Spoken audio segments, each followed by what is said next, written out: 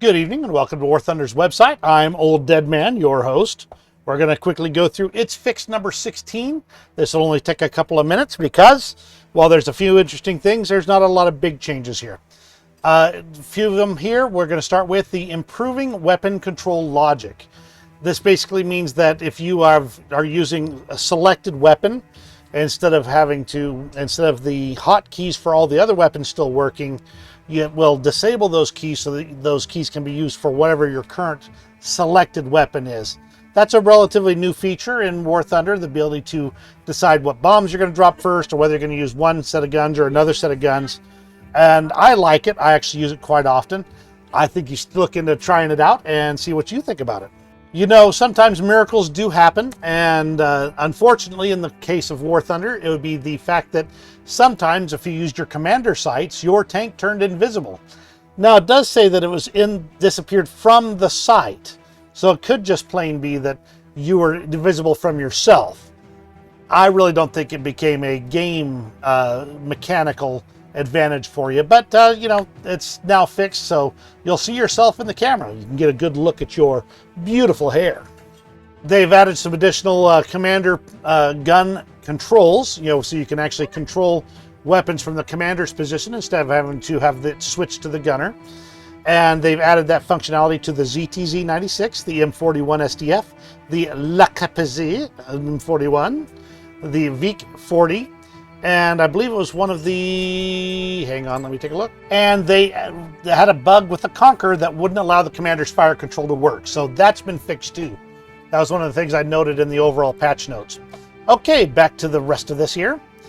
The range finding values have been fixed again. Now it's going to display proper values instead of, and will not automatically stick it into the sight if you're range finding on smoke. If you have electro-hydraulic suspension in your tank, that will continue to work even if your engine's been shot out. That will allow you on some of the hull aiming mechanic vehicles to be able to actually still get your elevation and depression going. So if you're pointed at the target, you can at least get it up and down to where you can actually shoot something instead of being pointed where you don't need to be. So that's an awesome addition. The only question I have is whether it lasts as long as the battery does, i.e. not long. And back to the hull aiming mechanics again. If you have a vehicle with that, and you have your tracks, engine, or transmission damaged, you will not be able to adjust the horizon control. That's not going to affect the VT-12, which had an auxiliary gear with auxiliary electric engines that was able to turn even if the engine isn't operable until the batteries are dead. But the rest of them won't be able to actually use their hull aiming mechanics until they fix their tracks, engine, or transmission and gotten back to normal. As far as the other things in the update, I did note just a couple of odds and ends here. The Arado 234B2 and C3 have separate bomb drops for suspended armament setups. So awesome. That means you can get a little more usefulness out of it.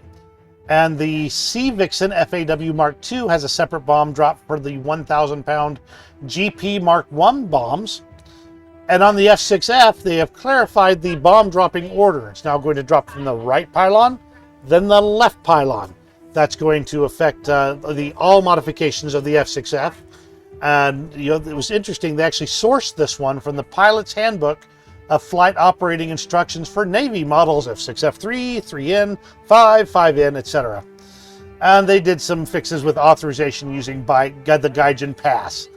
So these are some interesting changes right here. I really, some of them are pretty good. It's a relatively small one this time, but a couple of them have real potential mechanical effects on the game. So keep an eye on those. The rest of them are mostly just minor ones that are visual bugs and things like that. So let me know what you think of this one. Give me a thumbs up. You have a great rest of your day, and we'll see you in War Thunder.